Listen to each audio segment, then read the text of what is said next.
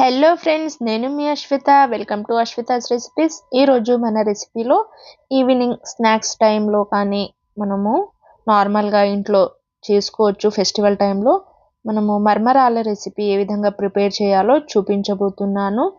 ముందుగా మనము కడాయి పెట్టుకొని అది హీట్ అయ్యాక మనము మర్మరాలు అంటారు కదా, అది తెచ్చుకొని మనము మీడియం టు లో ఫ్లేమ్లోనే వేయించుకోవాలండి.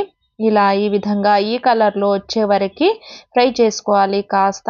తర్వాత మనకు ఎంత కావాలనుకుంటే అంత ఫ్రై చేసుకొని పక్కన పెట్టేసుకోవాలి. ఇంకొకసారి కూడా మనము వేసుకొని ఈ విధంగా కొంచెం కలర్ వచ్చే వరకు వీటిని ఇలా వేయించుకోవడం వల్ల ఇవి చాలా క్రిస్పీగా ఉంటాయి, చాలా టేస్టీగా ఉంటాయి. 15-20 రోజుల వరకు కూడా మెత్తబడకుండా చాలా సింపుల్గా టేస్టీగా తయారు చేసుకోవచ్చు.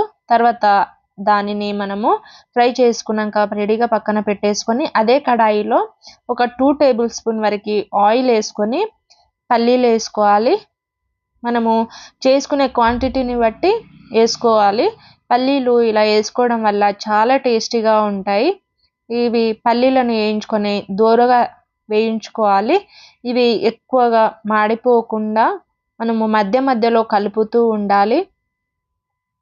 ఇలా పల్లీలు కాస్త కొంచెం ఫ్రై అయ్యాక ఇప్పుడు మనము దీంట్లోకి ఆవాలు జీలకర్ర వేసుకోవాలి.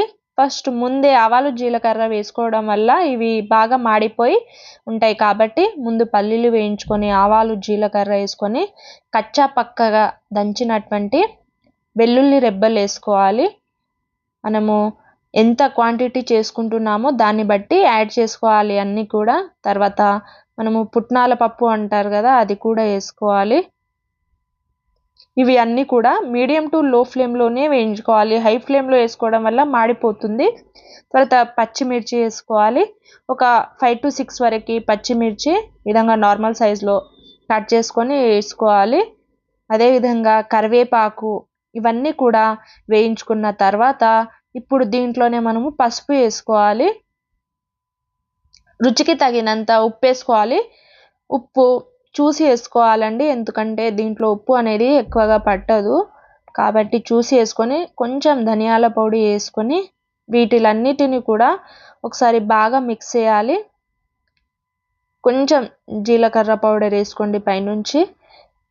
ఇదే ప్రాసెస్లో మీరు కూడా ట్రై చేయండి. చాలా అంటే చాలా టేస్టీగా ఉంటాయి. పిల్లల నుంచి పెద్దల వరకు కూడా అందరూ చాలా ఇష్టపడి తినేస్తారు. ఇప్పుడు మనము మర్మరాల్ని రెడీగా పక్కన పెట్టేసుకున్నాం కదా, వాటిలో కొంచెం కొంచెంగా ఇలా కలుపుకొని ఇలా స్పూన్తో కానీ హ్యాండ్స్తో కానీ మిక్స్ చేసుకోవాలి. ఇలా కలుపుకోవడం వల్ల మొత్తం కూడా బాగా టేస్టీగా ఉంటాయి, చాలా రుచికరంగా ఉంటాయి.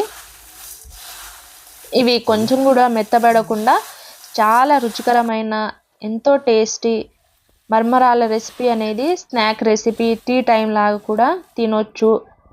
చాలా ఈజీగా మీరు కూడా ట్రై చేసి మీకు ఎలా కుదిరిందో నాతో షేర్ చేసుకోవడం మర్చిపోవద్దు. ఫ్రెండ్స్, మన ఛానల్ని ఇంతవరకు ఎవరైనా సబ్స్క్రైబ్ చేసుకోకపోతే సబ్స్క్రైబ్ చేసి వీడియో నచ్చితే ఒక్క లైక్ చేసి మీ ఫ్రెండ్స్ అండ్ ఫ్యామిలీ మెంబర్స్తో షేర్ చేసుకోగలరు. ఇప్పుడు మనం రెడీ చేసి పెట్టుకున్నటువంటి ఈ రెసిపీని ఒక బాక్స్లో వేసుకొని డైలీ ఈవినింగ్ స్నాక్స్ లాగా తినేయచ్చు. Thank you for watching. మరిన్ని రెసిపీస్తో మళ్ళీ కలుద్దాం. Thank you.